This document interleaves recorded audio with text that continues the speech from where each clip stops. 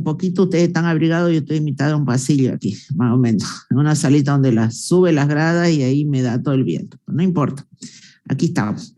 Hemos visto en las alteraciones del balance hidromineral. En las alteraciones del balance hidromineral, yo les mencionaba, no se vayan a confundir después cuando veamos alteraciones del equilibrio ácido-base. En las alteraciones del balance hidromineral se ve deshidratación y se ve hiperhidratación desde dos puntos de vista. Desde el punto de vista, habíamos mencionado, de lo que viene a ser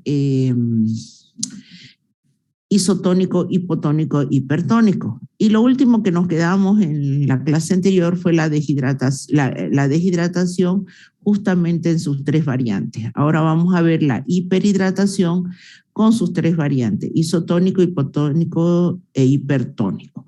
¿Cuáles son las características de la hiperhidratación? Las características son generales: edema, uno de los más sobresalientes, dolor de cabeza, náusea, y en este caso algo muy diferente en el caso de la deshidratación viene a ser la hipertensión, en el otro caso era la hipotensión. Wow. Espérenme un segundo.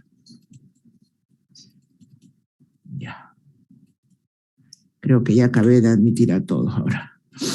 En la hiperhidratación isotónica. En la hiperhidratación isotónica, esta se da donde se aumenta la cantidad de agua, pero también se aumenta la cantidad de electrolitos. Es decir, dice, como nos expresa el PowerPoint, dice, existe acumulación tanto de agua como de electrolitos en el líquido extracelular. ¿Cuáles pueden ser las causas que me pueden llevar a una hiperhidratación isotónica? Es decir, que se aumente ambas cosas. Puede ser un edema, dice, generalizado por una insuficiencia cardíaca, problemas renales como un síndrome nefrótico o déficit de proteínas. ¿Se acuerdan cuando nosotros habíamos visto anteriormente en déficit de proteína la relación entre la presión o la presión hidrostática y la presión oncótica? ¿Se acuerdan que en un determinado nivel, cuando el flujo sanguíneo es grande, cuando están por los grandes vasos, la presión hidrostática superaba la presión oncótica y esta pasaba al intersticio? Pero cuando iba retornando, cuando se iban haciendo los grandes vasos a los pequeños, la presión hidrostática se hacía menor que la presión oncótica o coloidosmótica, entonces se producía el retorno venoso. Esto va a ser siempre posible mientras exista una cantidad apropiada de la proteína o más propiamente de la albúmina. Entonces, en caso que esta no se dé, no voy a tener ese retorno. Entonces, por eso me dice, yo puedo presentar una edematización, una hiperhidratación de tipo isotónica debido a un déficit de proteína o hipoproteinemias marcadas. Aquí un caso clínico, niña de 8 años de edad remitida, dice un nefrólogo, después de que el paciente hubiese observado que tenía la cara y los tobillos hinchados por un periodo de aproximadamente 2 semanas, hace una prueba con tira reactiva para la investigación y la determinación de proteinuria, dio positivo. Cuando me marcan en cruce o me dice con tira reactiva, el resultado es cualitativo cuando está en cruce. Si me da un pequeño resultado es semi-cuantitativo, pero en muchos casos no se puede tomar como un buen criterio, si quieren verlo así, esos diagnósticos de tipo cualitativo semi-cuantitativo. Justamente esto es lo que ocurre aquí. Este es un resultado cualitativo, miren que lo marcan en cruz. Entonces dice, al ver que sí se determinó a través de una prueba de tira reactiva, que estas tiras reactivas son parecidas a las pruebas que habíamos visto explicado de pH, de métodos colorimétricos, es un método colorimétrico en realidad las tiras reactivas, es por eso que me dan resultados cualitativos y semi-cuantitativos. En este caso, entonces, se decide para cuantificar o ver un resultado más exacto y más preciso, se le solicita una muestra de proteinuria en orina de 24 horas. Es decir, aquel paciente que va a recolectar su muestra de orina en una botella estéril de 2 litros, etcétera, ahí va a recolectar durante 24 horas y lo va a llevar al laboratorio para que cuantifique la cantidad de proteína. Y efectivamente, dice 24 horas, la determinación de una muestra de orina de 24 horas mostró, dice, una excreción de proteína de 7 gramos por día. entendiéndose que el valor de referencia, según el método utilizado para cuantificar esta muestra de orina, me decía que el resultado tenía que ser a menor a 0,18 gramos por día. Entonces me está diciendo que se estaba perdiendo grandes cantidades de proteína por orina, lo cual se verifica que efectivamente la prueba cualitativa estaba en lo cierto. Entonces, ¿qué es lo que se hizo? Se determinó justamente que la niña poseía una alteración a nivel de la filtración renal, lo que me llevaba a las grandes pérdidas de proteína a través de la orina, que no es normal perder proteínas por orina. Esto entonces es lo que llevaba al hecho de que no había las proteínas, no se producía la presión oncótica. Al no haber la presión oncótica, se retenía agua en el líquido extracelular, produciéndose un edema. La afección, dice, remitió después del tratamiento con glucocorticoides. Entonces, miren ustedes, esta fue una deshidratación, una hiperhidratación isotónica debido a eliminación de proteínas a través de la orina. Bueno, esto se los dejo para lectura. Esto tiene más una connotación farmacológica. Simplemente los diuréticos, como se suelen utilizar, son fármacos empleados para el tratamiento en el caso de edema, insuficiencia cardíaca e hipertensión. Así lo mismo, aquí me hablan de la hipertensión. En el caso de la hipertensión se hablan de muchos factores de carácter primario y secundario. Entre uno de estos se alude al hiperaldosteronismo o acumulación. No se olviden que la aldosterona retiene grandes cantidades de sodio y una gran cantidad de sodio en el torrente sanguíneo, obviamente que aumenta la osmolaridad, y vamos a ver la relación que existe entre agua, sodio y aldosterona. Esto es lo mismo. Hiperhidratación hipertónica. La hiperhidratación hipertónica, en este caso, no solamente hay acumulación de agua, sino existe mayor acumulación de electrolitos que de agua, por eso es hipertónico. ¿Cuáles son las causas? Entre una de las grandes causas que se menciona de esta hiperhidratación hipertónica es el síndrome de Cushing. El síndrome de Cushing está relacionado con el aumento de una gran hormona de tipo esteroidea que viene a ser el cortisol. Este cortisol que se menciona mucho que es el causante de obesidad, que es el causante de acumulación de grasa en el abdomen, etcétera, que ahorita vamos a ver la característica de un paciente con síndrome de Cushing. Otro de las causas de una hiperhidratación hipertónica son en pacientes tratados crónicamente con corticoides. El día que ustedes en el hospital visualicen un paciente tratado con corticoides durante largo tiempo, por eso dice crónicamente, no es que tomó una semana, tomó 15 días, no. Cuando ha venido por diferentes patologías, sido tratado crónicamente durante meses, una de las características de estos pacientes es la cara de luna llena, bien redonda, así como cuando nosotros decimos vemos una luna llena, así, bien redonda. Es del libro. Si ustedes buscan alguna imagen de este tipo de pacientes, van a ver que se van a encontrar justamente en los hospitales, si se da y se van a acordar y van a decir, una vez que lo vean, nunca más se van a olvidar. Y la próxima vez que visualicen a alguien con esa cara de luna llena, bien como una luna llena, bien redonda, dicen, este paciente está sufriendo una hiperhidratación de tipo hipertónica relacionada con un tratamiento prolongado con corticoides. ¿Cómo es un paciente con síndrome de Cushing? O aquel que tiene acumulación o el cuerpo segrega grandes cantidades de colesterol. Generalmente, o de cortisol, perdón. Generalmente presentan, como dicen, calvicie. Bueno, obviamente que no todo calvo tiene síndrome de Cushing, pero estos presentan una calvicie muy marcada, hipertensión, joroba de búfalo. Dicen que esto es bastante notorio. La piel se adelgaza, es muy laxa, presentan acné, cara característica, como dicen, mejillas pletóricas, regordeta, aumento de la grasa abdominal, piernas flacas, flácidas, que no son nada fuertes, son totalmente hipotónicas, como si no tuvieran fuerza. Por eso se habla de debilidad muscular. presentan necrosis, dice, vascular de la cabeza femoral. Son muy características, son varias alteraciones, por eso se llama síndrome de Cushing. Y esto está en relación al aumento de cortisol en este tipo de pacientes. Y ellos, entre eso, presentan una hiperhidratación de tipo hipertónica. Son las dos grandes causas. Cuando hablamos de una hiperhidratación hipotónica, sin embargo, acá dice que existe mayor proporción de acumulación de agua que de electrolito, por eso es hipotónica. ¿Cuándo se va a presentar este tipo de hiperhidratación? Aporte oral excesivo de agua, muy poco común. ¿Por qué decimos esto? Porque usted dirá, es decir, si tomo, en vez de tomar 2 litros de agua, empiezo a consumir 3 litros de agua, entonces voy a tener una hiperhidratación hipotónica. No es muy frecuente. No es. Infusiones de soluciones desprovistas de electrolito. ¿Qué me dice? Soluciones glucosadas. De ahí el hecho que es importante que si usted tiene un paciente sometido a un fluido intravenoso, tiene que ser controlado, sí o sí. ¿Por qué? Porque en este caso, si a pesar que usted le está dando una solución glucosada, la solución glucosada vamos a ver que me sirve no solamente para reponer agua, sino para reponer energía en un paciente, me puede llevar, si yo tengo mucho tiempo sometido a este tipo de sueros, me puede llevar a una hiperhidratación hipotónica. Entonces, ¿cuáles son las características clínicas?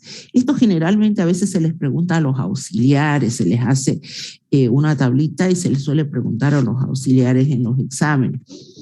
Porque ellos ya están viendo hasta tercera, a veces son de cuarto o quinto año. ¿Cuáles son las características clínicas de un paciente deshidratado e hiperhidratado?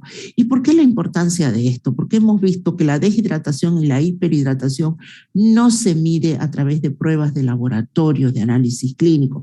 Simplemente es la clínica del paciente lo que va a definir, la clínica del médico sobre el paciente lo que le va a definir finalmente al médico si su paciente está hidratado o está hiperhidratado. Entonces, el pulso en un paciente con deshidratación va a estar aumentado, en hiperhidratación normal. La presión arterial, hemos dicho que en la deshidratación es disminuida y en la hiperhidratación puede estar normal en algunos casos o aumentada, pero no disminuida. La turgencia de la piel es una de las más características. La deshidratación está completamente disminuida en la deshidratación, la turgencia de la piel, y en la hiperhidratación está aumentada. Los glóbulos oculares, blandos, hundidos por la deshidratación, y sin embargo la hiperhidratación puede estar normales. Cuando me hablan de las membranas o de las mucosas, en la deshidratación seca y en la hiperhidratación normales. Se dan cuenta que algunas cosas son más características que otras. La diuresis disminuida en la deshidratación por tratar de retener la mayor cantidad de líquido, y en la hiperhidratación puede ser normal o puede estar disminuida. La conciencia en ambos casos, y esto es sumamente marcado, puede encontrarse disminuida. Entonces, estas son las características clínicas más sobresalientes en estos pacientes que presentan deshidratación e hiperhidratación. Muy bien, fíjense aquí algo muy importante. Cuando nosotros mencionábamos los electrolitos y se les puso una tablita y se les decía, por ejemplo, el sudor contiene 50 milimoles por litro, se puede perder hasta 50 milimoles por litro de ion sodio, pero no perdemos potasio, no perdemos bicarbonato, etc. A diferencia de una diarrea muy fluida, una diarrea constante, puedo perder una gran cantidad de agua y de electrolitos. Bueno, efectivamente eso hay que tener en cuenta, dice, es posible predecir los problemas que pueden originarse por la pérdida de líquidos corporales. Por ejemplo, el sudor contiene menos sodio que el líquido transcelular. Por consiguiente, una sudoración excesiva solamente me va a llevar a la pérdida de grandes volúmenes de agua y poca cantidad de la pérdida de sodio. De ahí que yo les comentaba a ustedes, en esas épocas de calor, cuando y usted va al gimnasio y se lanza 15 minutos a hacer actividad física y le caen 2 o 3 gotas de sudor, usted corre a buscarse un energizante que les reponga agua, les reponga electrolitos, y siendo que usted no ha perdido prácticamente nada en comparación de alguna actividad realmente intensa que solamente lo único que hace es perder agua. Por el contrario, el contenido de sodio en el líquido intestinal es similar, dice, al del plasma. Contiene considerables cantidades también de potasio. Por lo tanto, la pérdida intestinal, ya sea por una diarrea intensa, me lleva a la pérdida de sodio, de potasio y de agua. En este caso, tengo que reponer los electrolitos más el agua. No como en el caso del sudor, donde se pierde más bien agua y poca cantidad de sodio. Y miren ustedes que cuando el paciente está con diarrea, lo menos que recurre es a tomar unas sales de rehidratación oral, que con eso repondría agua y electrolito y la glucosa que está ahí, la energía. ¿Está bien? Muy bien. Y aquí lo que les venía diciendo a ustedes desde el inicio. La medición de los volúmenes de los compartimentos de líquidos corporales no se realiza en laboratorios de bioquímica clínica. Esto debe hacerse clínicamente según la anamnesis y la exploración. Por favor, hasta el cansancio. No pidan, jamás se les ocurra, cuando estén quizás llevando semiología o alguna otra asignatura y le digan, ¿cómo pueden determinar la deshidratación o un trastorno del balance hidromineral de un paciente? Y usted diga, tendré que recurrir al laboratorio. No, el laboratorio no le va a brindar nada. El laboratorio no le va a decir a usted si su paciente perdió agua, ganó agua. Sí, pero ¿le puede cuantificar los electrolitos? Claro que sí. Sí puede cuantificarle sodio, potasio, cloruro. Pero el que finalmente va a decir si el paciente está deshidratado o hiperhidratado y va a tratar de ver qué electrolito se va a reponer, va a ser el médico, bajo la anamnesis y la exploración y todas las características clínicas que puede presentar un paciente deshidratado e hiperhidratado. Laboratorio de análisis clínico no le contribuye en nada. Entonces, una vez que ya hemos identificado que nuestro paciente ha tenido una alteración del trastorno del balance hidromineral y suponiéndose que sea un tipo de deshidratación con pérdida masiva o haya sido sometido a una cirugía mayor donde se ha perdido una gran cantidad de fluido, hay que restablecerlo. ¿Cómo lo restablecemos restablecemos ese volumen o ese balance hidromineral? A través de una fluidoterapia intravenosa. ¿Qué es lo que como médico tengo que hacer para tener en cuenta tomar las características del fluido? Primero, la fluidoterapia intravenosa suele emplearse para corregir desequilibrio de líquido y de electrolitos. Las normas más sencillas para la fluidoterapia intravenosa son las siguientes. Primero, valorar clínicamente al paciente, porque en base a esto yo voy a ver, uno, su función cardíaca y renal, porque yo voy a introducir agua y electrolitos. Agua, según el balance hídrico que habíamos visto, ¿se acuerdan? Que era importante no solamente el ingreso del agua, sino la salida para mantener el balance hídrico. Lo mismo el balance de electrolitos. ¿Por dónde ingresan los electrolitos? Por el aparato digestivo y salen por las heces, salen por la orina. ¿Por dónde más salen? A través del sudor en pequeñas cantidades, pero salen. Entonces, tengo que considerar que tanto a nivel cardíaco y renal estén funcionando adecuadamente. Años anteriores, hace muchos años atrás, era muy común en los barrios encontrar en una determinada casa un cartelito que decía, se coloca suero, se coloca inyectable. Y generalmente la persona que colocaba suero, que colocaba los inyectables, etcétera, era empírico. ¿Qué quiere decir? Que conocimientos en el área de la salud no tenía. Si no tenía la práctica, por ejemplo, de pillarle la vena, por práctica.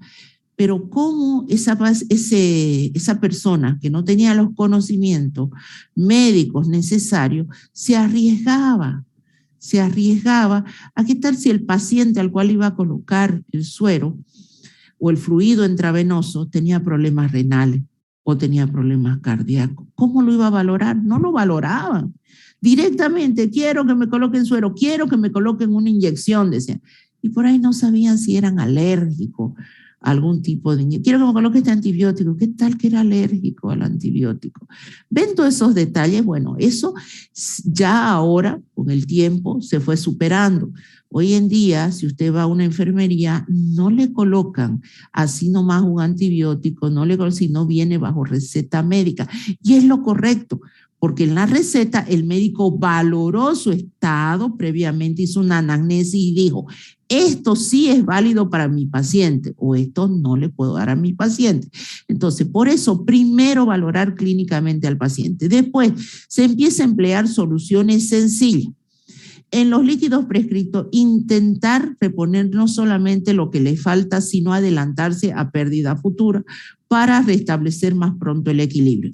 Monitorizar al paciente de cerca durante todo el tiempo que dure la fluidoterapia. Ese era otro de los detalles que no se hacían.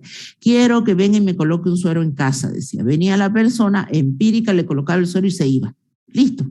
¿Y quién controlaba sus signos vitales?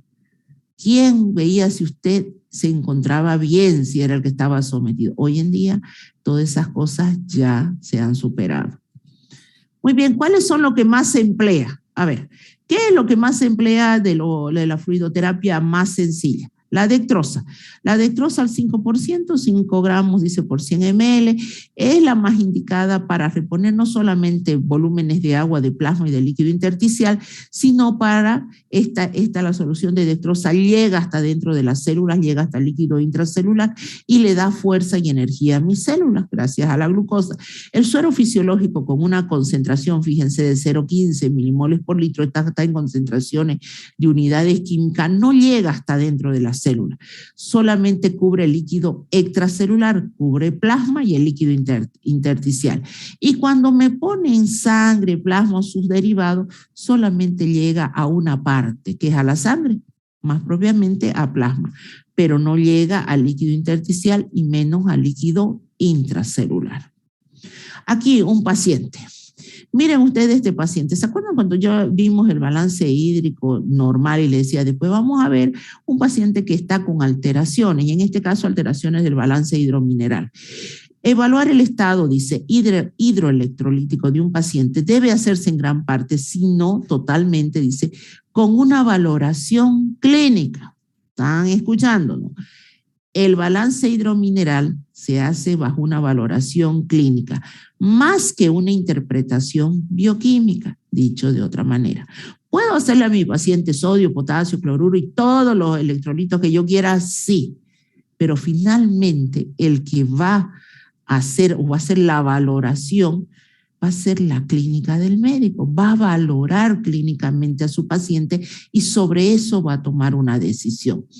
Para eso, dice, observe a este paciente y piense en la información de la cual dispone.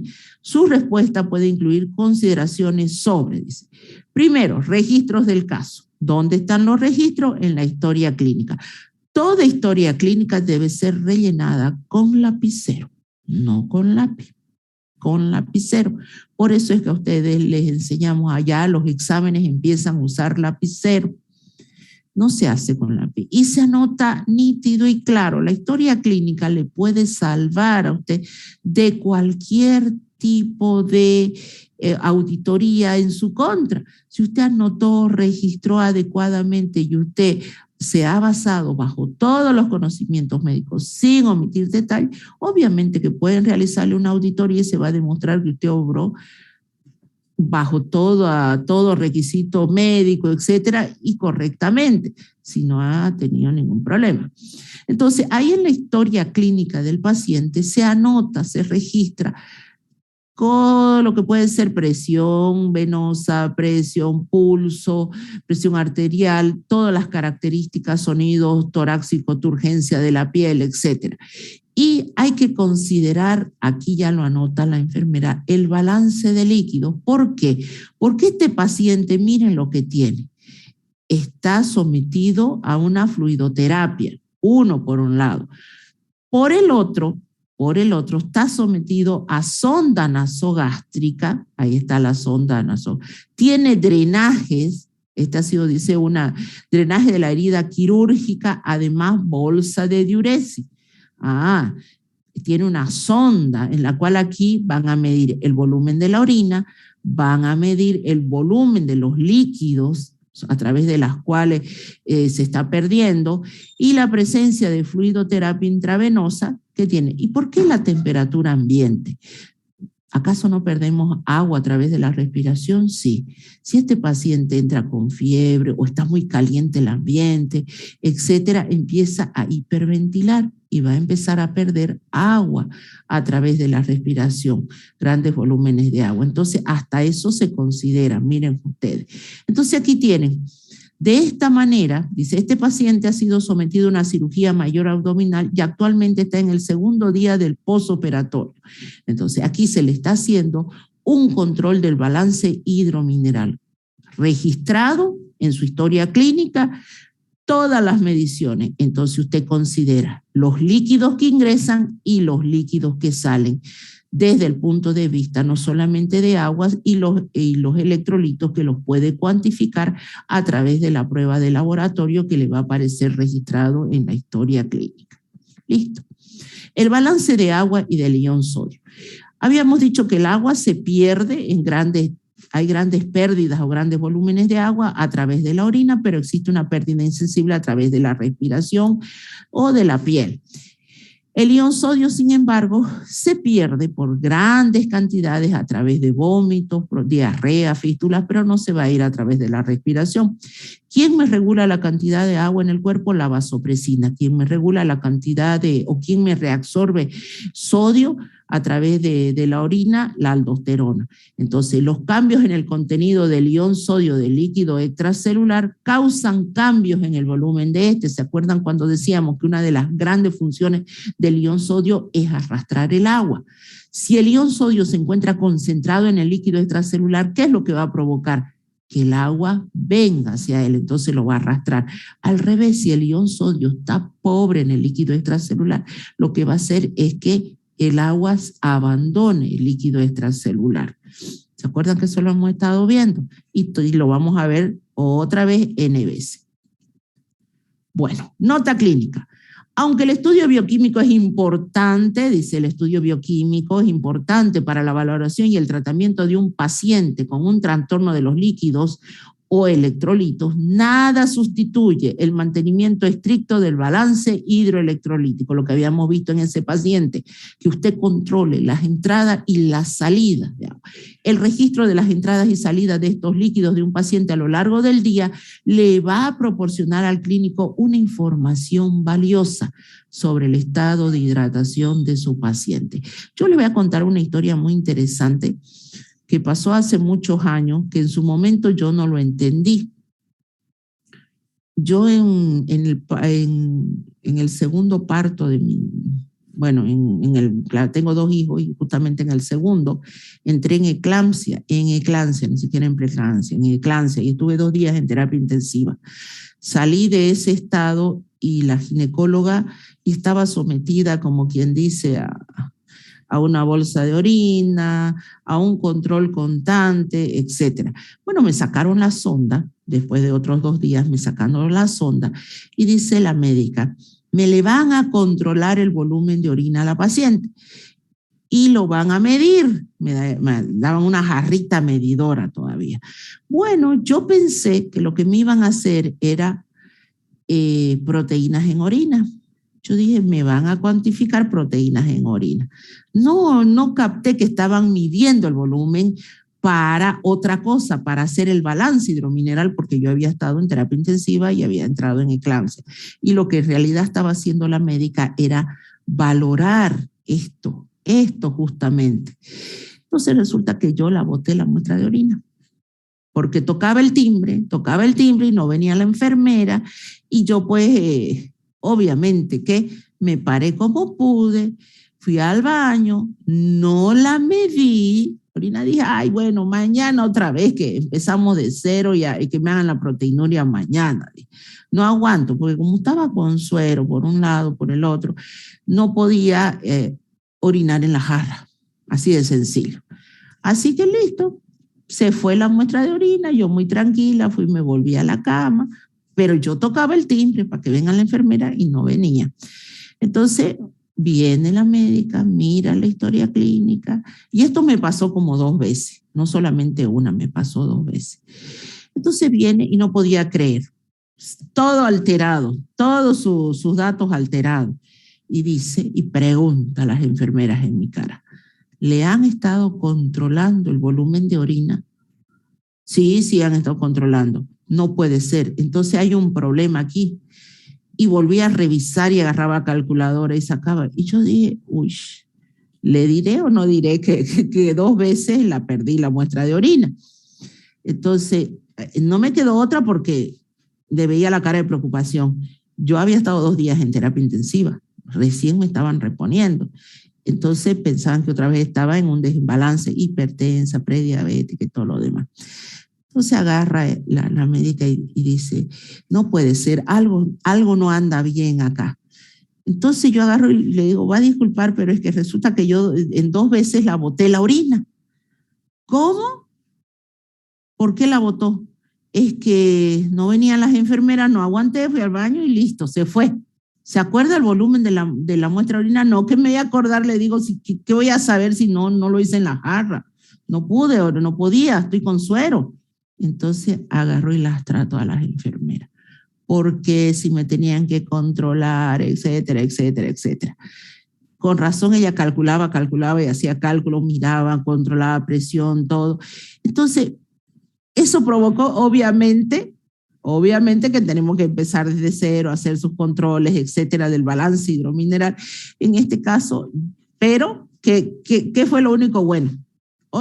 Yo como paciente recibí la tratada, las enfermeras recontra tratadas, pero lo único bueno que salió de ahí era que yo pensaba solamente en tocar el timbre, ni lo tocaba siquiera. Pensaba en tocar el timbre y ya estaban las enfermeras ahí. Cada rato venían a medir el volumen, lo mínimo que había perdido. Miren ustedes, pero es que realmente es importante. Ahí el médico se juega todo con su paciente. La valoración o el balance hidromineral solamente va a estar bajo el criterio clínico del paciente, midiendo la salida y las entradas. Muy bien, para que se acuerden de que no hay prueba de laboratorio que valga ahí. Vamos con el ionograma. Sodio, potasio y cloruro rápidamente. El ion sodio. El ion sodio en un adulto aproximadamente hay 100 gramos, hablamos de 100 gramos, de los cuales el 55% se encuentra en los líquidos extracelulares, 40% en el hueso y el resto en los compartimientos, dice, intracelular. Bien, hemos establecido que estos son o forman parte del líquido intracelular. Del líquido, extracelular, pero se encuentra dentro de la célula. Valor de referencia del ion sodio, 135 a 145 miliequivalentes por litro. Dada su elevada concentración en el líquido extracelular, es responsable prácticamente del total de la presión osmótica de este líquido. ¿Cómo ingresa este electrolito al torrente sanguíneo a nuestro cuerpo? A través de los alimentos. No hay alimento que no contenga cloruro de sodio. La mayoría contiene una pequeña cantidad de cloruro de sodio. Así usted diga, voy a comer una galletita que dice libre o galletita que no tienen sal, igual, seguro que contienen sal. Pan, etcétera, etcétera. Tienen una pequeña cantidad de cloruro de sodio. ¿Cómo se elimina el ion sodio? Se elimina a través de la orina en grandes cantidades, pequeña cantidad hemos visto a través del sudor y por las heces fecales. Su regulación llega a ser muy importante, entonces fíjense que la mayoría del líquido del sodio está en el líquido extracelular, huesos y tejidos 25% formando partes de sales y ingresan a través del aparato digestivo y también se eliminan a través de las heces. La reabsorción de sodio en los túbulos renales. Si ustedes se recuerdan, habíamos hablado que el agua también se reabsorbe a través de la porción proximal. Sin embargo, el sodio también. Hay una reabsorción isotónica del ion sodio. Algunos hablan entre el 60%, máximo el 80% del filtrado glomerular. El ion sodio se reabsorbe a ese nivel. A diferencia de lo que era el agua, ¿se acuerdan que el asa de Henle era totalmente impermeable a la reabsorción de agua? Sin embargo, en el asa de Henle se da una reabsorción isotónica de lo que viene a ser los electrolitos sodio y el ion cloruro a este nivel. Si llegamos a la parte distal, en la parte distal existe un mecanismo diferente de la reabsorción del ion sodio. La reabsorción del ion sodio se va a dar gracias a la presencia de esta hormona, la aldosterona. La aldosterona potencia la reabsorción de este electrolito a expensa de la salida de otra partícula cargada, que es el potasio y el protón. Este proceso se llama intercambio iónico. Entra algo positivo y sale algo positivo. Entonces, la reabsorción de sodio está anexada a la salida del ion potasio o a la salida de protones. ¿Estamos de acuerdo? En la parte distal. La regulación entonces del sodio por la aldosterona. Esto es bien importante o bien característico cuando hablamos de este sistema de regulación. Las células a nivel de los nefrones, las células dicen yuctaglomerulares, en el momento que existe un aumento de la presión arterial, se habla de la sistólica o una disminución, perdón, de la presión arterial, se habla de la sistólica alrededor de los 100 milímetros de mercurio, entendiéndose, no ve que esté 120, automáticamente estas células empiezan a lanzar una enzima que es la renina. Si bien todavía nosotros no hemos visto las enzimas, la renina es una enzima que actúa sobre una o otra enzima o una proenzima que es el angiotensinógeno. Esta renina que se activa o es liberada al torrente, si quieren verlo así, debido a la que las células yuctaglomerulares detectan una disminución de la presión arterial en una sistólica alrededor de 100 milímetros de mercurio, automáticamente esta enzima es lanzada para que actúe sobre un precursor enzimático que es el angiotensinógeno. Este angiotensinógeno actúa sobre la angiotensina 1. La angiotensina 1 es un péptido o nonapéptido. Ya vamos a llegar a esa parte, pero créanme que esta angiotensina 1 se convierte en angiotensina 2 por una ruptura proteolítica, es decir, eran 10. Los péptidos es la unión de muchos aminoácidos, bueno, de aproximadamente menos de 50 aminoácidos. La angiotensina 1 son como 10 aminoácidos juntos. Esta se convierte en angiotensina 2 cuando sucede una ruptura proteolítica. ¿Qué quiere decir ruptura proteolítica? Que si eran de 10, se rompe y me genera 8. Y el angiotensinógeno se dice que es un precursor inactivo o es una enzima inactiva. Entonces, este angiotensinógeno se convierte en angiotensina 1. Esta angiotensina 1 es un nonapéptido que sufre una ruptura proteolítica y se convierte en angiotensina 2. Esta angiotensina 2 es un vasoconstrictor que automáticamente ayuda a la liberación de la aldosterona. La aldosterona es una hormona que es secretada por las glándulas suprarrenales que se encuentran justamente en la parte bien superior ahí, bordeando los riñones, es liberada. ¿Para qué? Para que retenga el ion sodio. Al retener el ion sodio, nosotros vamos a provocar un aumento de la presión arterial. Todo este sistema, pero vamos a tener la pérdida de potasio. Cosa contraria que sucede cuando se incrementa la presión arterial. Cuando se incrementa la presión arterial, no me interesa este vasoconstrictor, esta angiotensina 2, no me interesa. Entonces este sistema se corta, lo cual me va a llevar a grandes pérdidas de sodio a través de la orina. ¿Se dan cuenta? Esta es la regulación del balance del sodio, si quieren ver lo del sodio, la presión arterial y la aldosterona. O dice sodio, la angiotensina y la aldosterona. Espero que lo hayan entendido. Es bastante sencillo. Yo sé que aquí hay unos términos que son bastante químicos, pero que lo van a ir entendiendo quizás a medida que vamos avanzando. Muy bien. Ahora, a ver, a partir de ahora vamos a empezar, y eso para sus exposiciones también. Vamos a hablar de dos términos, hipo e hiper. Hipo, cuando está por debajo del valor de referencia. Acabamos de decir que el valor de referencia del sodio en el torrente sanguíneo es de 135 a 145 miliequivalentes por litro. Uno, me acuerdo de las unidades, me acuerdo del valor de referencia y me acuerdo de los dos términos, hipo e hiper. Hipo es cuando esté por debajo, hiper es cuando esté por encima del valor de referencia. Quiere decir, Cuando un paciente puede presentar una hiponatremia, quiere decir que usted agarra el resultado del laboratorio y ve que si el valor de referencia, el valor inferior es 135, su paciente presente valores por debajo de 135. Entonces aquí dice, ¿cuándo un paciente va a presentar valores por debajo de 135? Bueno, eso se llama hiponatremia. Un paciente puede estar hiponatrémico, dice, o que el sodio esté bajo en la sangre por dos cosas, muy claritas.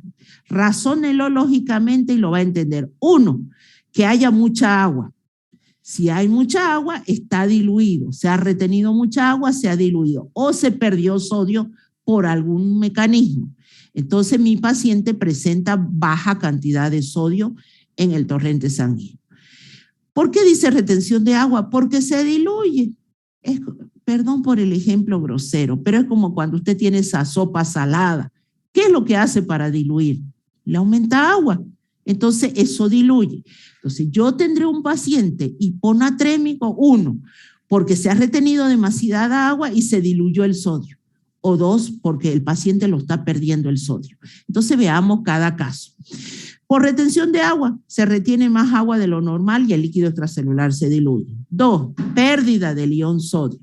Cuando la pérdida de sodio supera la pérdida de agua. ¿Cuándo se puede dar eso? Vómitos, diarrea, problemas renales, el uso copioso de diuréticos. Por eso esto es muy importante que manejen. Ahora se ve bastante, eso se van a encontrar ustedes. La juventud hoy en día, por seguir los cánones de belleza, de estar delgado, que quiero hacer TikTok, etcétera, etcétera, se ha visto casos, o que quieren su fiesta de 15 años, que entre amigas recurren a los diuréticos y hacen un mal uso de los diuréticos. ¿Pero qué están haciendo? Sí, me siento más delgada, dice, pero se siente delgada y piensa de pérdida de agua masiva. Pérdida de agua masiva y pérdida también, y llegan no solamente agua, sino pierden también electrolito. Y este uso prolongado o mal uso puede llevar a un desbalance hidromineral. En los enfermos que reciben dieta libre de cloruro de sodio en forma prolongada, porque muy pobre eso casi no es concebible. Entonces, veamos los casos. Hiponatremia, retención de líquido. Por retención de líquido. ¿Puede darse esa retención de líquido? Porque lo primero que nosotros pensamos, retención de líquido seguro está edematizado. No. Puede darse la retención de líquido con edema o sin edema. ¿Cuándo se da con edema? Se da con edema, en ambos casos se puede dar edematosa o no edematosa. Uno, por disminución de la excreción de agua. Allá, insuficiencia cardíaca, síndrome nefrótico, el paciente no elimina grandes volúmenes de agua, va a presentar edema. Aumento de la entrada de agua. Dice usted, grandes cantidades de agua, ¿cómo? Perfusión salina intravenosa inadecuada. Eso quiere decir, y esto es importante que usted lo tenga en cuenta, que si usted va al hospital, tiene su paciente, hace su pasaje por piso, revisa y dice, bueno, este paciente lo voy a dejar con fluidoterapia, dice 10 días, 6 días, y se va y no vuelve en los 6 días, en los 10 días, puede que su paciente presente una hiponatremia por el excesivo ingreso o perfusión salina intravenosa inadecuada. Es de ahí que siempre, todos los días, se hace la pasada médica y se revisa las historias clínicas y las características clínicas de cada paciente. No edematosa. La no edematosa, disminución de la excreción de agua. Puede darse por síndrome de secreción inadecuada de vasopresina. No se olviden que la vasopresina regula el volumen de agua. Insuficiencia renal. O el aumento de la entrada de agua, ingestión compulsiva de agua muy poco frecuente. Entonces veamos, la hiponatremia con retención de agua. Se debe, es un trastorno, debido a la retención de agua, es el trastorno bioquímico más frecuente que se encuentra en la práctica clínica. En muchos pacientes la regulación no osmótica de la vasopresina se superpone a los mecanismos reguladores osmóticos y esto da lugar a la retención de agua, que es un signo inespecífico de la enfermedad, muy difícilmente de detectar. Sin embargo, los pacientes con hiponatremia y sin edema y que presentan marcadores renales normales o dentro de los valores de referencia, rápidamente pueden ser restablecidos la hiponatremia simplemente mediante la restricción de líquido. Tratar de evitar la dilución del líquido extracelular. Sin embargo, pacientes con hiponatremia y edema probablemente tienen sobrecarga de agua e ion sodio. Estos pacientes pueden tratarse, sin embargo, con diurético y restricción de líquido. Ahí tenemos la típica característica o el típico edema debido justamente a la retención de agua. Y aquí algo, miren ustedes cómo se presenta una hiponatremia. Cuando se disminuye el volumen sanguíneo, dice, debido a fallo cardíaco o hipoalbuminemia, lo mismo que habíamos visto, hipoalbuminemia, pérdida de la presión oncótica, ¿qué es lo que se hace? Aumento de la secreción de aldosterona, se empieza a retener sodio. Y usted dice, ¿para qué el sodio? ¿Qué hace el sodio? Arrastra agua. Entonces, ahí también actúa la vasopresina. La vasopresina retiene cantidad de agua. Entonces, yo voy a tener retención de sodio y retención de agua. Lamentablemente, la retención de agua va a superar la retención del ion sodio y yo voy a tener una dilución que me va a llevar a una hiponatremia. Es decir, si yo tengo un paciente con fallo cardíaco, si tengo un paciente con hipoalbuminemia, a pesar de que la aldosterona actúa para retener sodio, la vasopresina actúa para retener agua, yo llego a una dilución y voy a tener un paciente que me va a presentar valores bajos de sodio. Ahora veamos la hiponatremia por pérdida de ion sodio.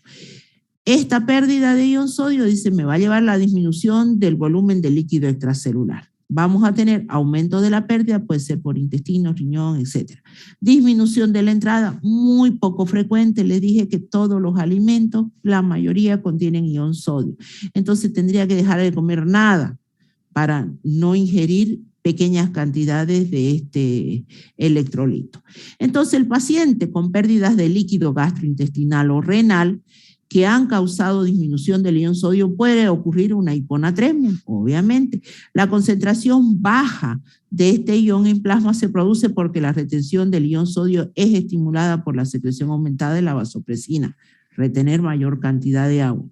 Paciente con valores bajos de sodio debido a que la disminución del ion sodio muestra signos clínicos de pérdida de líquido como hipotensión, no me van a presentar edema.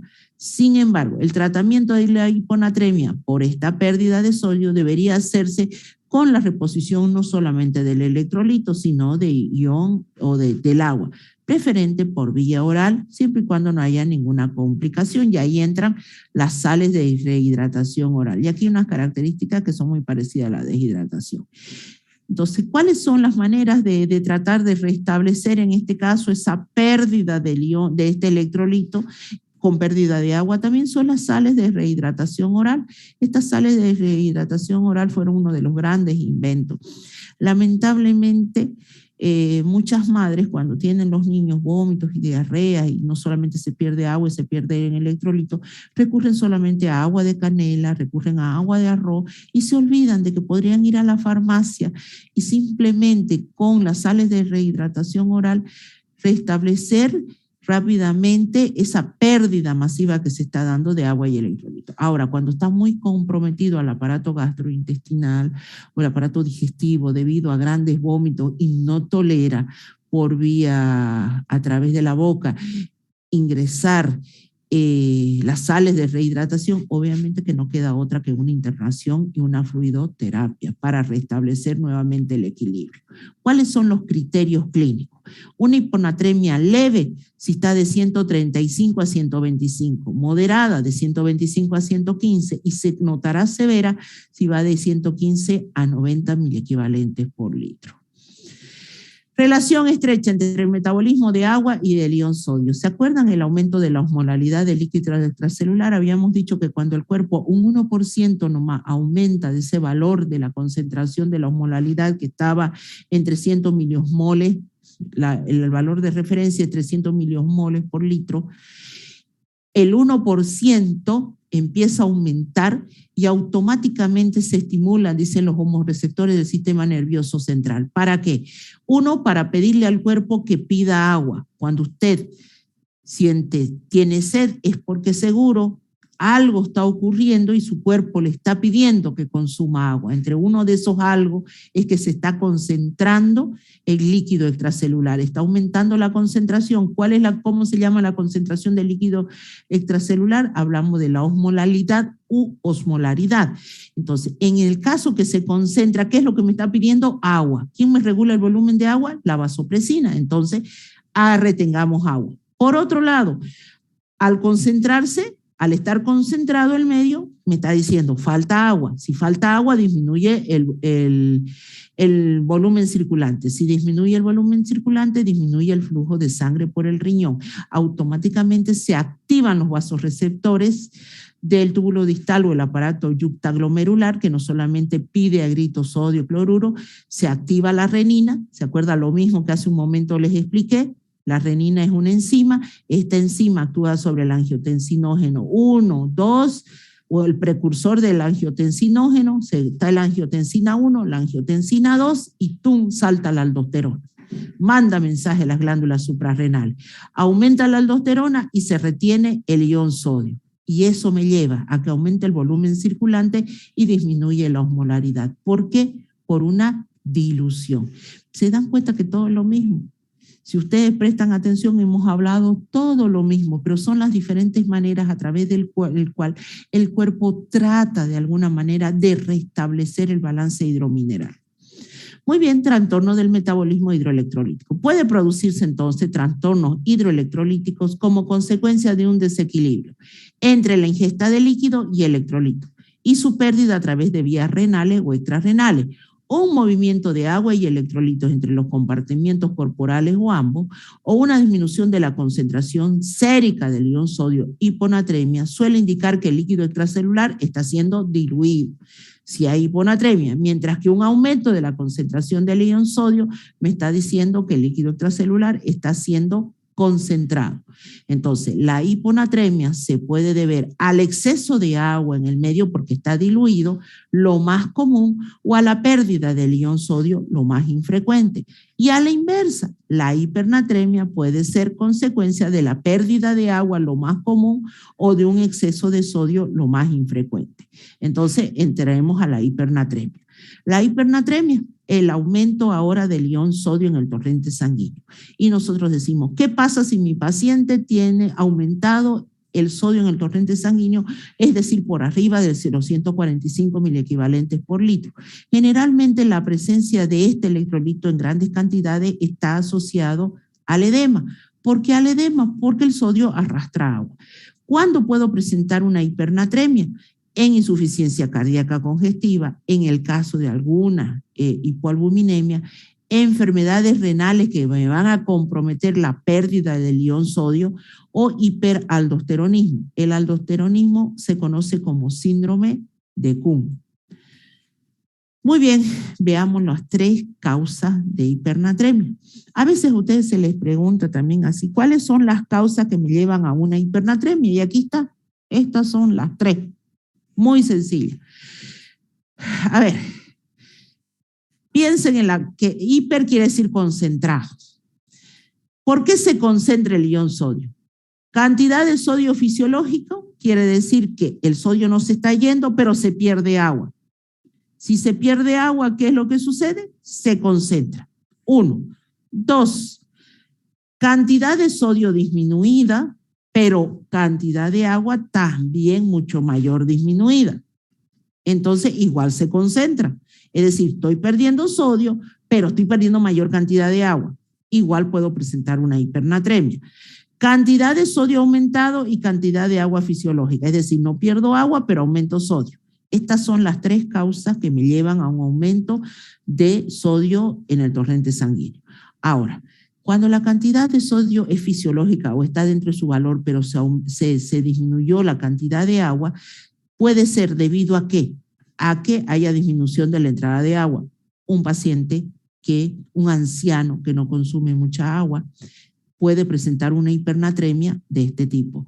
Pérdida renal de agua. En la diabetes insípida, ¿se acuerdan? En la diabetes insípida era aquella en la que el paciente no tiene la cantidad de vasopresina. La vasopresina es la que me lleva a la retención de volúmenes de agua. Estos pacientes eliminan grandes cantidades de volúmenes de agua a través de la orina, por eso tienen una orina muy diluida. Entonces, lo que yo voy a tener entonces, una hipernatremia asociada a grandes pérdidas de volúmenes de agua. Al otro lado, cantidad de sodio disminuida por cantidad de agua muy disminuida. ¿Cuándo puede ser? Diarrea. Excesiva sudoración, dice que no se pierde tampoco tanto, pero excesiva sudoración cuando pierdo mucha agua, pero estoy perdiendo una pequeña cantidad de sodio. Diuresis osmótica. En la diabetes mellitus se puede presentar una hipernatremia asociada justamente a este punto. Y cantidad de sodio aumentada con agua fisiológica normal, es decir, el agua se mantiene, pero aumento sodio. ¿Cuándo eso? Administración de sodio. Y usted dice, ¿cuándo sodio? Cuando tengo a mi paciente mucho tiempo con soluciones intravenosas ricas en sodio. Y el síndrome de Kuhn o síndrome de Cushing. Muy bien. Entonces, la hipernatremia suele deberse a la pérdida de agua por pérdidas insensibles continuas en un paciente que es incapaz de beber. La incapacidad para retener agua como resultado de una alteración de la secreción o acción de la vasopresina puede causar la hipernatremia.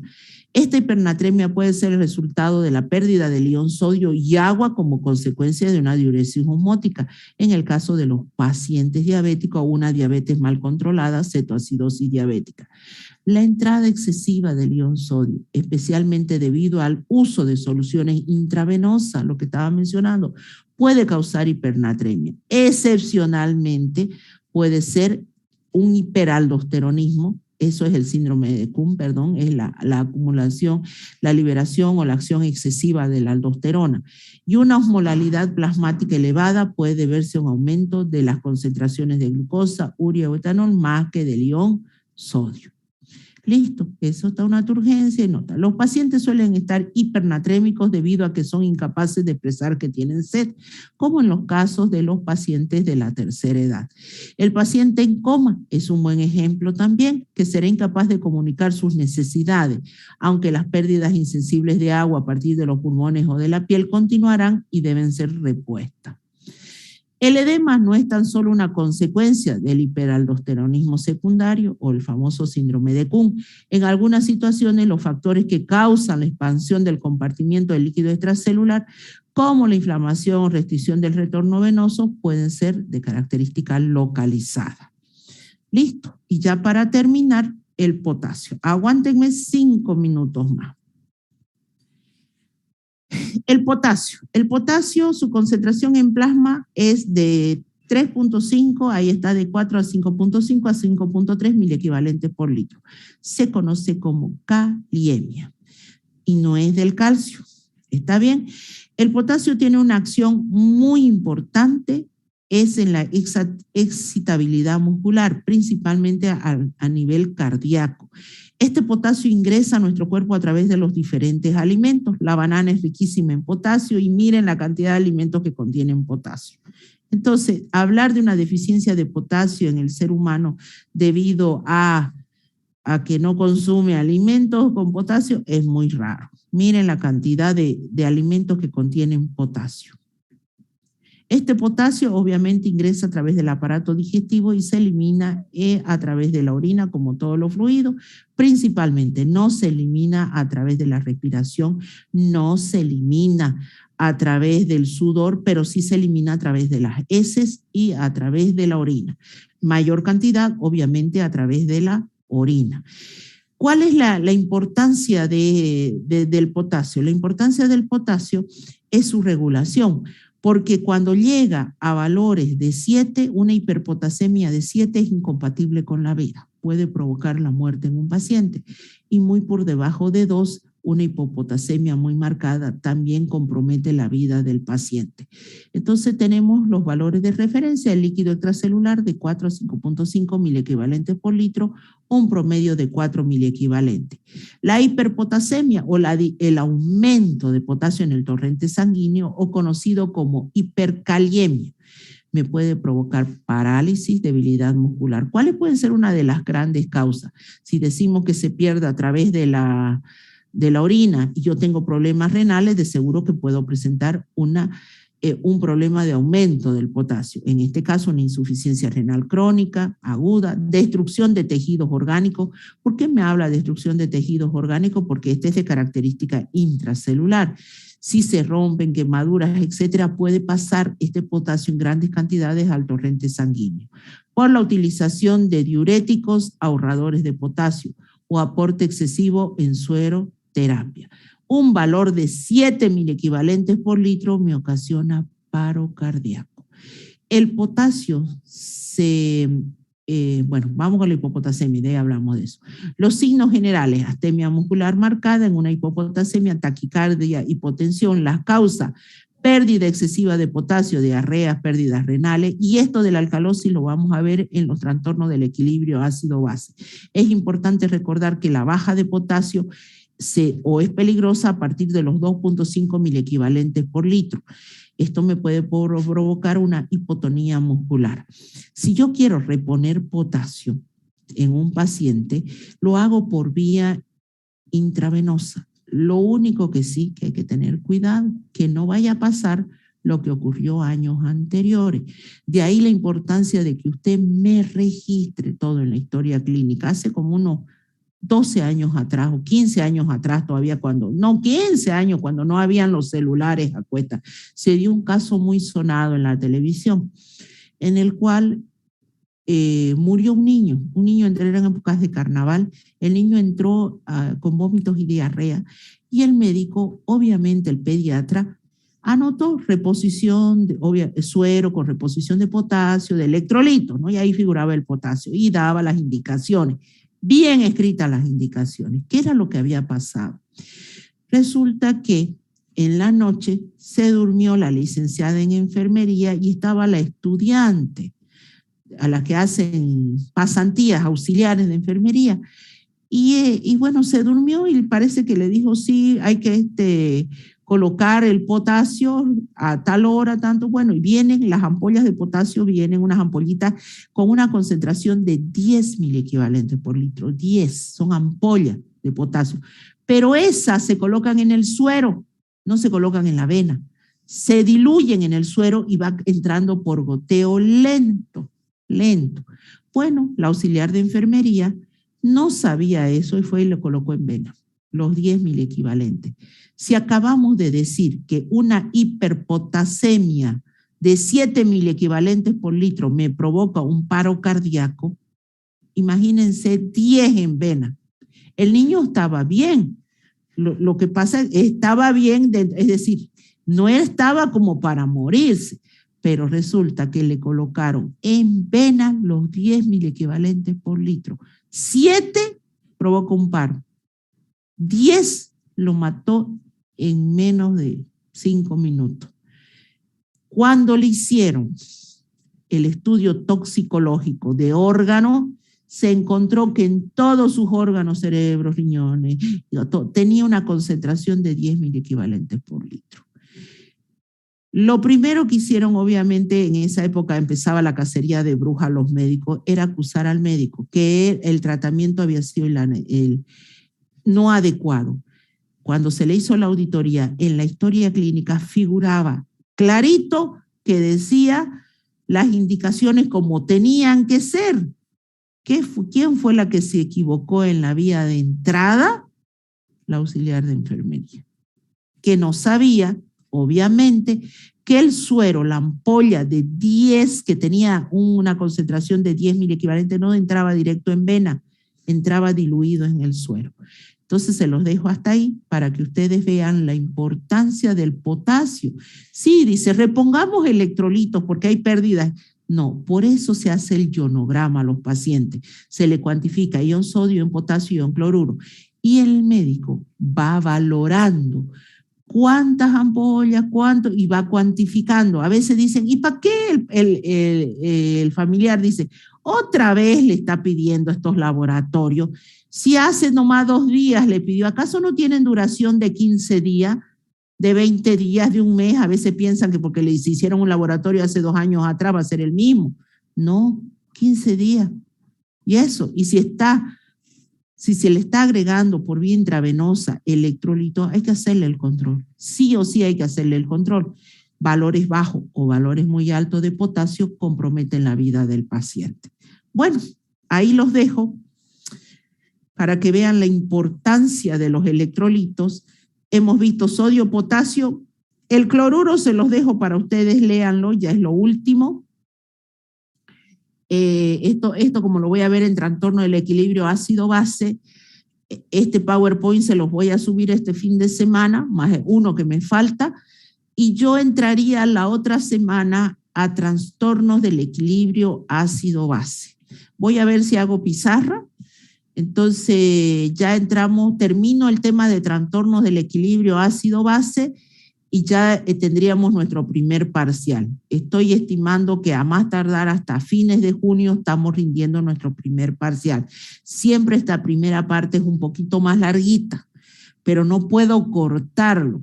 Entiéndanme, yo no puedo agarrar y ahora y decirle, hasta aquí, porque trastorno del equilibrio ácido-base tiene mucho que ver con esto. Les estoy diciendo, la parte de potasio la voy a volver a ver con los trastornos del equilibrio ácido-base. Por eso el primer tema de exposición de ustedes es ionograma y gasometría. Entonces no lo puedo cortar.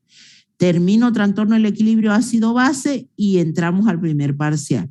Les estoy avisando con tiempo, chicos. No quiero que después digan ustedes, ay, y la otra semana y que dentro de unos días quiere que rindamos el primer parcial. No, les estoy diciendo, acabo trastorno del equilibrio ácido-base y no entramos al primer parcial. Y eso estoy estimando a más tardar a fines de junio estaríamos rindiendo nuestro primer parcial. Eso quiere decir que usted vaya estudiando, haga sus mapas conceptuales, haga lo necesario, cosa de que repase nomás, ya la última semana no le toque más que repasar. Le subo los PowerPoint en estos días a la plataforma y tienen todo. Tienen la bibliografía, tienen el Antonio Blanco. De todas formas, también les voy a pasar, si no, un tema, a través de los grupos, le voy a pasar de dónde pueden obtener algunas lecturas aparte de esto, pero creo que esas son ediciones antiguas. Pero de todas formas, les va a servir para algo. Por ahí alguno tiene el libro con esa edición porque ahí tengo anotado con páginas, pero esas páginas creo que son de ediciones antiguas. Pero les va a servir. De todas formas, les va a servir. Bueno, muchachos, entonces hasta aquí. Nos vemos con ustedes la próxima semana. Hemos tenido una clase maratónica. Muchas gracias por aguantarme. Nos vemos. Chao. Hasta luego, doctora. Chao, chao. Cuídense. Hasta luego, doctora. Tenga una buena tarde. Igualmente.